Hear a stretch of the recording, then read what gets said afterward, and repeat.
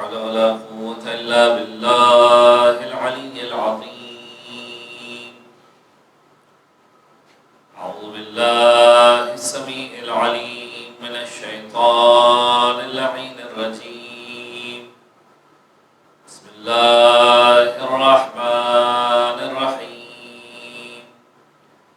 الحمد لله رب العالمين.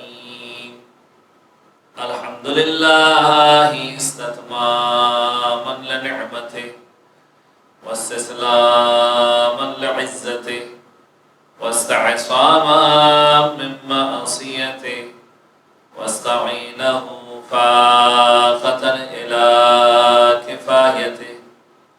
إنه لا يضل من هداه ولا يئل من عاداه ولا يفتخر من كفاه. ثم الصلاة والسلام التحية والإكرام على أشرف الأنبياء والمرسلين خاتم النبيين سيدنا ونبينا ومولانا بالقاسم محمد. اللهم صل على محمد وآل بيته الطيبين الطاهرين المعصومين المظلومين ولعنة الدائمة على أعدائهم ومنكر فضائلهم وغاصب حقوقهم من يوم ظلمهم إلى يوم الدين. بسم الله الرحمن الرحيم.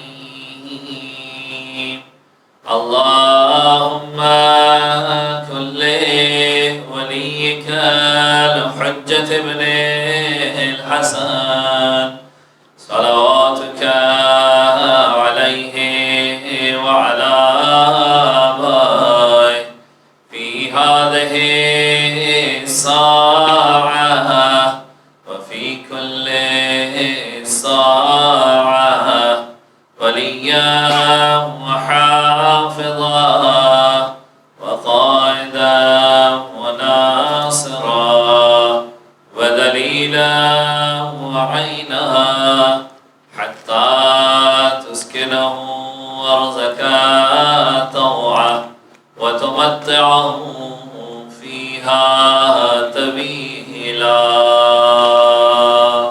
اللهم صل على محمد وآل محمد. أما بعد فقد قال الله الحكيم في كتابه الكريم. بسم الله الرحمن الرحيم. الذين يستمعون القول فيتبعون أحسنه أولئك الذين هداهم الله وأولئك هم أولو الألباب. درود پڑھ دیجیے محمد وآل محمد صلی اللہ علیہ وسلم وآل محمد. اذان گرامی سورہ مبارکہ زمر کی آیت نمبر 18 کا ایک ٹکڑا آپ کے سامنے پیش کیا گیا اور عید الفطر کے بعد یہ پہلی گفتگو شب جمعہ کی آپ کی خدمت میں پیش کی جا رہی ہے. اذان گرامی اب وہ مرحلہ ہے کہ جہاں پر انسان اپنے اعمال کی حفاظت کرے، یہ سب سے زیادہ امپورٹنٹ ہے. ماہ مبارک رمضان کے اندر انسان نے بہترین قسم کے اعمال کیے، روزے رکھے، عبادتوں کو انجام دیا اور انسان کی برداشت کے اندر اضافہ ہوا اور پھر اس کے بعد مال کی زکوٰۃ دی. اب وہ مرحلہ ہے کہ وہ سارے کے سارے اعمال جو خدا کی بارگاہ میں پہنچ چکے ہیں اور پھر جب یہ اعمال خدا کی بارگاہ میں پہنچے دوسری طرف سے پروردگار عالم نے شیطان کو آزادی کا پروانہ دے دیا. ماہ مبارک رمضان کے اندر وہ شیطان بند پڑا تھا، اب کھل گیا ہے اور اس کی پوری کوشش ہوگی کہ وہ پوری طاقت کے ساتھ یعنی پورے مہینے کی کسر اب نکالنے والا آپ کے اعمال کے اوپر حملہ کرنے کی کوشش کرے گا اور حملہ اس انداز میں کرے گا. یہ ذہن میں رکھیے گا کہ کوئی بھی انسان جانتے بوجھتے اپنے اعمال کو برباد نہیں کرتا. کیا آپ جانتے بوجھتے بزنس کے اندر نقصان کرتے ہیں؟ کیا میں جانتے بوجھتے اپنا نقصان کرتا ہوں؟ نہیں. نقصان ہوتا ہی اس وقت ہے کہ جب ہم اپنے آپ کو صحیح سمجھ رہے ہوتے ہیں اور یہ تصور کر رہے ہوتے ہیں کہ ہم صحیح ہیں، ہمارا کوئی نقصان نہیں ہو رہا، اور اسی وقت نقصان ہوتا ہے۔ شیطان بھی آپ کو اسی خط کے اندر مبتلا کرے گا، شیطان بھی آپ کو اسی فکر کے اندر مبتلا کرے گا کہ دیکھو تم تو بالکل صحیح، اور یہاں سے آپ کی اعمال کی نابودی کا سلسلہ شروع ہو سکتا ہے۔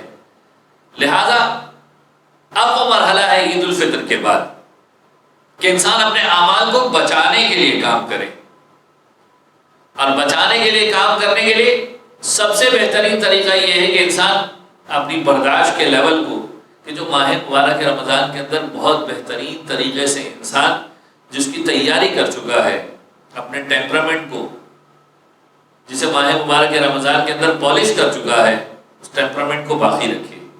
کہیں ایسا نہ ہو کہ عید الفطر کے جاتے ہی، رمضان المبارک کے ختم ہوتے ہی انسان پھر اسی مقام پر آ جائے کہ جہاں رمضان المبارک سے پہلے تھا۔ کچھ چیزوں کی اچھائی ماہ مبارک رمضان کے اندر باقی تھی تو ماہ مبارک رمضان کے بعد بھی باقی رہنی چاہیے۔ آیے قرآنی ارشاد رب العزت ہو رہا ہے کہ الذین یستمعون القول، یہ افراد باتوں کو سنتے ہیں، یستمعون القول۔ دیکھیے ماہ مبارک رمضان کے اندر میں نے سماع اور استماع کا فرق بتایا تھا کہ ایک مرتبہ انسان سنتا ہے کان لگا کر، اور ایک مرتبہ انسان کے کان میں آواز پہنچ جاتی ہے، سننا نہیں چاہتا، گزر رہا تھا آواز آ گئی کان میں۔ یہاں پر خدا تعالیٰ کہہ رہے ہیں الذین یستمعون القول، جو دوسروں کی باتوں کو غور سے سنتے ہیں کان لگا کر، فیتبعون احسنا، اور اس چیز کی پیروی کرتے ہیں جو سب سے اچھی ہوتی ہے، سب سے احسن کی پیروی کرتے ہیں۔ اور یہی وہ افراد ہیں کہ پروردگار عالم نے جنہیں ہدایت کا راستہ دکھایا ہے، اور یہی وہ افراد ہیں کہ جو صاحبان عقل میں سے ہیں۔ یعنی خدا تعالیٰ کہہ رہا ہے کہ ایک مومن کا کردار کیا ہونا چاہیے، ایک بہترین شخص کا کردار کیا ہونا چاہیے۔ اس بہترین شخص کا کردار یہ ہونا چاہیے کہ وہ بہترین لسنر ہونا چاہیے۔ آج دنیا مختلف معاملات کے اندر یہ ڈیبیٹ کر رہی ہے، آپ جا کر دیکھیے، انٹرنیٹ کے اوپر سرچ کیجئے تو کہا جاتا ہے کہ بہترین افراد وہ ہیں جو اچھے افراد کی کوالٹیز بیان کی گئی۔ وہاں پر کہا گیا کہ سب سے پہلی کوالٹی کامیاب افراد کی کیا ہوتی ہے؟ سب سے پہلی کوالٹی ہوتی ہے کہ وہ گڈ لسنر ہوا کرتے ہیں، اچھے سننے والے ہوا کرتے ہیں۔ یاد رکھیے انسان کی طبیعت کے اندر ایک کیفیت ہے کہ ہم ہر کسی کو سنانا تو چاہتے ہیں، دوسرے کی سننا نہیں چاہتے۔ مسئلہ سارا یہ ہے، کسی سے بھی بات کرنے جاتے ہیں تو ہم جا کر اپنی کہانی سناتے ہیں، سنائیے بے شک سنائیے، لیکن دوسرے کی بات کو بھی سنیے، اور سننا بھی اس انداز میں ہے کہ اس کی بات کو غور سے سنیے۔ قرآن کہہ رہے الذین یستمعون القول فیتبعون احسنہ، باتوں کو غور سے سنتے ہیں اور اچھائی کی طرف اتباع بھی کرتے ہیں۔ یعنی سننا بھی ہے اور اگر بات اچھی لگے تو اتباع بھی کرنا ہے۔ دنیا کے اکثر مسائل حل ہو جائیں اگر انسان صحیح معنوں میں گڈ لسنر بن جائے، اچھا سننے والا بن جائے۔ یاد رکھیے 3 طرح کے مرحلے ہیں۔ پہلا مرحلہ سننے کا مرحلہ ہے، لسننگ۔ دوسرا مرحلہ اینالائزیشن کا مرحلہ ہے کہ آپ نے ایک بات کو سن لیا، اب دماغ میں محفوظ کرنے کے بعد آپ اس کے اوپر غور و فکر کر رہے ہیں کہ جو باتیں ہوئی ہیں وہ صحیح ہوئی ہیں یا نہیں ہوئی ہیں۔ اور تیسرا مرحلہ وہ مرحلہ ہے کہ جہاں پر اسے پریکٹیکل امپلیمنٹیشن کی طرف آپ لے کر جا رہے ہیں۔ یعنی پہلے مرحلے پر آپ نے بات کو سنا، دوسرے مرحلے پر اینالائز کیا، اور تیسرے مرحلے پر آپ رزلٹ پر پہنچ گئے۔ اینالائز کرنے کے بعد اس رزلٹ پر پہنچ گئے کہ اب کس طریقے سے اسے عمل میں لانا ہے۔ یاد رکھیے تینوں مرحلے بڑے امپورٹنٹ ہیں۔ پہلا مرحلہ جو گڈ لسننگ کا مرحلہ ہے، یہ پہلا مرحلہ ہے جسے قرآن مجید بھی تعلیم دے رہا ہے۔ اینالائزیشن کا مرحلہ آپ کے علم کے ساتھ مربوط ہے۔ جب آپ کسی بھی چیز کو اینالائز کریں گے تو یاد رکھیے فقط اپنے دماغ سے اینالائز مت کیجیے، اہل بیت علیہ السلام کی تعلیمات کو اٹھائیے، سامنے رکھیے اور پھر اس کے بعد اینالائز کیجیے، تب کسی بہترین رزلٹ کے اوپر پہنچیں گے۔ اور پھر تیسرا مرحلہ وہ مرحلہ ہے کہ جب اینالائز کرنے کے بعد ایک نتیجے پر پہنچ گئے، اب عمل کا مرحلہ۔ انسان اگر صحیح معنوں میں کسی بھی بات کو غور سے سن کر اس کو اینالائز کر کے اس کے اوپر عمل کرنا شروع کر دے تو بہت سارے مسئلے دنیا کے حل ہو جائیں گے۔ یاد رکھیے، آج دنیا جس جہالت کا شکار ہے، ہم میں سے ہر کوئی اپنی بات کو منوانے کے لیے بیتاب ہے، آگے بڑھا ہوا ہے۔ یعنی انسان کی کیفیت یہ ہے کہ ہم کسی کی بات کو سنتے ہیں تو سمجھنے کے لیے نہیں سنتے، جواب دینے کے لیے سنتے ہیں۔ یعنی ہم بات کو سن بھی رہے ہوتے ہیں تو دماغ میں یہ ہوتا ہے کہ یہ فوراً بات جیسی ختم کرے گا تو میں اپنا جواب شروع کروں گا۔ یاد رکھیے، جب تک یہ مرحلہ ہوگا انسان سیکھ نہیں سکتا، انسان اس مرحلے میں آگے نہیں بڑھ سکتا۔ انسان کو سوچنا ہے کہ میں کیا سن رہا ہوں اور اس کے کیا امپیکٹس ہیں، کیا کیا فائدے والی باتیں مجھے مل سکتی ہیں۔ اور دوسری طرف انسان اتنا جذباتی واقع ہوا ہے کہ انسان جذبات کے اندر آ کر بہت ساری باتوں کو سنتا نہیں ہے، ریئیکشن زیادہ دے دیا کرتا ہے۔ ایک وہ محاورہ مشہور ہے کہ we listen half, we understand zero and we react double۔ آدھا سنتے ہیں، سمجھتے کچھ بھی نہیں ہیں اور ریئیکشن ڈبل کرتے ہیں۔ یہ ساری باتیں پیش کرنے کا مقصد کیا ہے آپ کی خدمت میں؟ یہ پیش کرنے کا مقصد یہ ہے کہ انسان پورے ماہ مبارک رمضان کے اندر ایک خاص انداز میں ٹرین ہوا۔ اب شیطان کی کوشش یہ ہوگی کہ اس کا جو اصل ایسنس ہے، جو اصل بنیاد ہے انسان کا ٹیمپرامنٹ، انسان کے ٹیمپرامنٹ کو کمزور کر دے اور اسے راہ راست سے ہٹا دے۔ اور اس کے لیے یہ طریقہ سب سے آسان طریقہ ہے، اور یہ کیفیت انسان کے اندر ایک موجود بھی ہے کہ انسان اپنے آپ کو چونکہ کچھ نہ کچھ سمجھتا ہے، شیطان اس کے دماغ میں مزید یہ بات ڈالتا ہے۔ یاد رکھیے، علم کے معاملے کے اندر کبھی بھی ضدی مت بنیے، جہالت کو دور دور تک اپنے قریب نہ آنے دیجیے۔ جہاں بات کیجیے علمی اعتبار سے بات کیجیے، جہاں اینالائز کیجیے علمی اعتبار سے کیجیے۔ اگر غلطی ہو تسلیم کر لیجیے، اور اگر غلطی نہ ہو تو اچھے طریقے سے پیغام دیجیے۔ یہ اسلام کا طریقہ کار ہے، ورنہ کچھ لوگوں کی آنکھ پر اس انداز کی پٹی بندی ہوتی ہے کہ وہ صرف اور صرف جہالت کی بنیاد پر بحث کو آگے بڑھاتے ہیں، صرف جہالت کی بنیاد پر۔ اور کتنے ایسے مقامات ہیں کہ جہاں پر انسان صرف اپنی جہالت کو تسلی دینے کے لیے، اپنی جہالت کو سکون پہنچانے کے لیے بیکار کی بحث کو طول دے رہا ہوتا ہے۔ اسلام نے اس کیفیت کو پسند نہیں کیا۔ ایک صاحب سے کہنے لگے کہ ایک جگہ پر ڈیبیٹ ہو رہی تھی، اور ڈیبیٹ ہوئی تو ایک کتاب کے حوالے سے بات ہوئی اور ریفرنس دیا گیا کہ فلانی کتاب کے فلانے پیج کے اوپر یہ بات لکھی ہوئی ہے۔ دوسرے صاحب سے بڑے ضدی تھے، وہ گئے دوسرے دن حوالہ چیک کرنے کے لیے، ریفرنس چیک کرنے کے لیے۔ جب ریفرنس چیک کر کے آئے تو آ کر کہنے لگے ایسے جھوٹے لوگوں سے کیا بحث کرنا۔ لوگوں نے پوچھا یہ بتائیے کہ آپ کو وہ حوالہ ملا کہ نہیں ملا؟ کہا ایسے جھوٹے لوگوں سے کیا بحث کرنا کہ جو کہتے تھے 75ویں صفحے کے اوپر موجود ہے، جبکہ میں نے چیک کیا تو 76ویں نمبر کے صفحے پر موجود تھا۔ تو ایسے جھوٹے لوگوں سے بات کرنے کا کیا فائدہ؟ یعنی بجائے اس کے کہ وہ اس بات کو مانیں کہ جس چیز کے اوپر بحث ہو رہی ہے وہ 76ویں نمبر کے صفحے کے اوپر موجود ہے، وہ انسان یہ بات کر رہا ہے کہ ایسے جھوٹے لوگوں سے کیا بات کرنا۔ ہم میں سے اکثر اپنے آپ کو تسلی دینے کے لیے یہی باتیں کرتے ہیں، بجائے اس کے کہ ہم اپنی غلطی کو تسلیم کریں، سامنے والے کی بات کو قبول کریں۔ ہم اپنے آپ کو صحیح کہنے کے لیے ایک صفحے کے فرق سے دوسرے فرد کو غلط ثابت کرنے کے لیے تلے ہوئے ہوتے ہیں، جبکہ حقیقت میں جو سمجھنا ہوتا ہے، جو سیکھنا ہوتا ہے وہ رہ جاتا ہے۔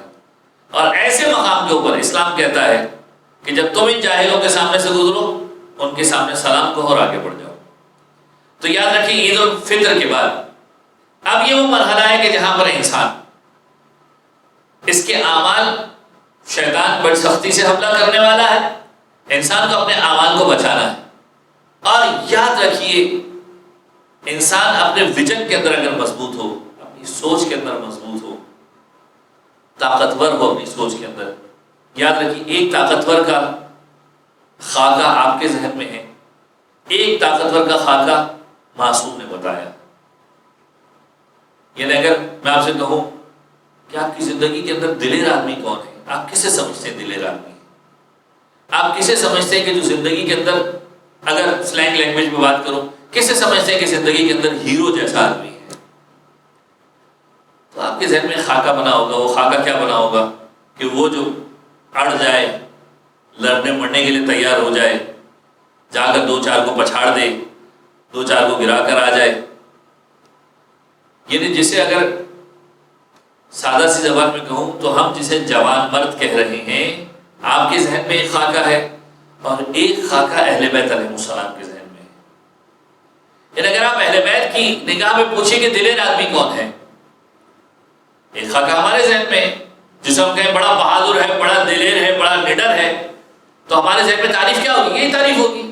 جا کر لوگوں کے سامنے لڑ رہا ہے، بہادری سے مقابلہ کر رہا ہے، دو چار کو پچھاڑ رہا ہے، دو چار کو گرا رہا ہے. لیکن اہل بیت سے جب یہی تعریف پوچھی جائے گی کہ یہ بتائیے کہ دلیر آدمی کون ہے، نڈر آدمی کون ہے، جوان مرد آدمی کون ہے، تو معصوم فرماتے ہیں، صادق آل محمد کی روایت ابن ابی قتادہ امام کے پاس موجود ہے، اور امام فرماتے ہیں کہ تم جیسا سمجھتے ہو ویسا نہیں ہے. مولا اگر ایسا نہیں ہے تو آپ بتا دیجئے. امام فرماتے ہیں دلیر آدمی وہ ہے جس کے اندر اتنا حوصلہ ہو کہ اپنی غذا کو دوسروں کے ساتھ شیئر کرے، خود اپنی غذا کو دوسروں کے ساتھ بانٹنے کا نام ہے دلیری.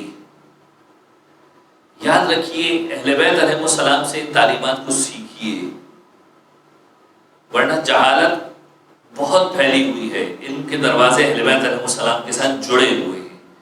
مولا فرما رہے ہیں اس دلیری، اس بہادری، اس جوان مردی کا نام کیا ہے کہ انسان اپنی غذا کو دوسروں کے ساتھ شیئر کرے. پھر فرماتے ہیں دلیری عطا کرنے کا نام ہے. جب تم اپنے ہاتھ کو کھلا رکھتے ہو، دوسرے کو عطا کرتے ہو، یہ دلیری ہے. دلیری یہ ہے کہ تم دوسروں سے جھک کر ملتے ہو.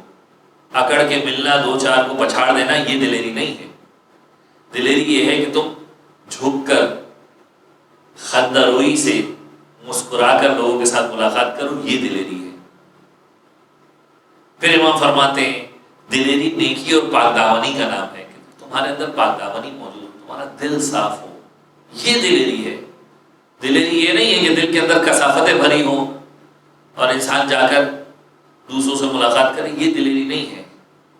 پھر فرماتے ہیں دلیری یہ ہے کہ تمہاری ذات سے کسی دوسرے کو اذیت نہ پہنچے، یہ دلیری ہے، یہ جوان مردی ہے. تو یاد رکھیے اہل بیت علیہ السلام کے ویژن کو اپنی زندگی کے اندر لانے کی کوشش کیجیے. اگر انسان اس ویژن کو لانے میں کامیاب ہو جاتا ہے تو پھر انسان بہترین قسم کی زندگی گزار سکتا ہے، بہترین قسم کے خیر کو حاصل کر سکتا ہے. اور عید الفطر کا پیغام کیا ہے؟ عید الفطر کا پیغام یہی ہے. عید الفطر کے اگر پیغام کو سمجھنا ہے کہ پہلی شب جمعہ ہے، میں چاہوں گا کہ کچھ باتوں کو ملا کر اس موضوع کی طرف لے کر آؤں جو شب جمعہ کی مجالس کے اندر آپ کی خدمت میں پیش کیا جا رہا ہے. عید الفطر کا پیغام کیا ہے؟ دعائے قنوت کے اندر آپ خداوند عالم کی بارگاہ میں کچھ دعائیں مانگتے ہیں. کیا دعائیں مانگتے ہیں؟ پہلی دعا مانگتے ہیں کہ اے پروردگار، میں تجھ سے ہر اس خیر میں داخل ہونے کا سوال کرتا ہوں. اے پروردگار، ان تدخلنی فی کل خیر ادخلت فیہ محمد و آل محمد. اے پروردگار مجھے ہر اس خیر میں داخل کر دے جس خیر میں تو نے محمد والے محمد کو داخل کیا. خیر کے بارے میں نے گفتگو آپ کے سامنے پیش کی ماہ مبارک رمضان کی مجالس کے اندر، دروس کے اندر، کہ ہم خدا سے سوال کر رہے ہیں پروردگار ہر اس خیر میں ڈال دے جس خیر میں محمد والے محمد ہمیں دیکھنا چاہتے ہیں. وَأَن تُخْرِجَنِي مِن كُلِّ سُوءٍ أَخْرَجْتَ مِنْهُ مُحَمَّدًا وَآلَ محمد. ہر اس برائی سے باہر نکال دے جس برائی سے محمد والے محمد کو تو نے باہر نکالا ہے. اور پھر اللہم انی اسألک خیر ما سألک بہ عبادک الصالحون. اے پروردگار میں تجھ سے ہر اس خیر کا سوال کرتا ہوں جس خیر کا سوال تیرے صالح اور نیک بندوں نے کیا. وَأَعُوذُ بِكَ مِمَّا اسْتَعَاذَ مِنْهُ عِبَادُكَ الْمُخْلَصُونَ. ہر اس برائی سے بچنے کا سوال کرتا ہوں جس سے تیرے مخلص بندوں نے بچنے کا سوال کیا. عزیزان گرامی، یہ دعائے قنوت کے اندر عید کا پیغام ہے در حقیقت کہ انسان عید کے اندر دعا کیا مانگ رہا ہے؟ ہر اس خیر میں داخل کر دے جس میں اہل بیت کو داخل کیا، ہر اس برائی سے باہر نکال دے جس سے اہل بیت کو تو نے باہر نکال دیا. اے پروردگار ہر اس خیر کا سوال کرتا ہوں جس کا صالح بندے سوال کرتے ہیں، ہر اس برائی سے بچنے کا سوال کرتا ہوں، پناہ مانگتا ہوں جس سے تیرے مخلص بندے پناہ مانگتے ہیں۔ اگر انسان اپنے آپ کو خیر کے ساتھ جوڑے رکھے، مولانا امیر فرماتے ہیں مومن کی تعریف کیا ہے؟ مولانا امیر فرماتے ہیں مومن کی تعریف کیا ہے؟ مومن کی تعریف یہ ہے کہ خیر کی باتوں کو کان لگا کر سنتا ہے تاکہ عمل کرے۔ بڑا کمال کا جملہ ہے۔ امام علیہ السلام یہ نہیں کہہ رہے کہ خیر کی باتوں کو صرف سنتا ہے، نہیں، خیر کی باتوں کو سنتا ہے تاکہ عمل کرے۔ یہ کام بھی امام نہیں کہہ رہے کہ خیر کی باتوں کو سن کر دوسروں کو پھیلاتا رہے، خود عمل نہ کرے۔ بہت سارے لوگ خیر کی باتیں سنتے ہیں، دوسروں تک پھیلاتے ہیں، خود عمل نہیں کر رہے ہوتے۔ یاد رکھیے، اگر نیکی کی ابتدا کرنی ہے اپنی ذات سے کرنی پڑے گی۔ امام فرما رہے ہیں مومن وہ ہے خیر کی باتیں سنے گا، کان لگا کے سنے گا غور سے، اور اس پر عمل کرے گا۔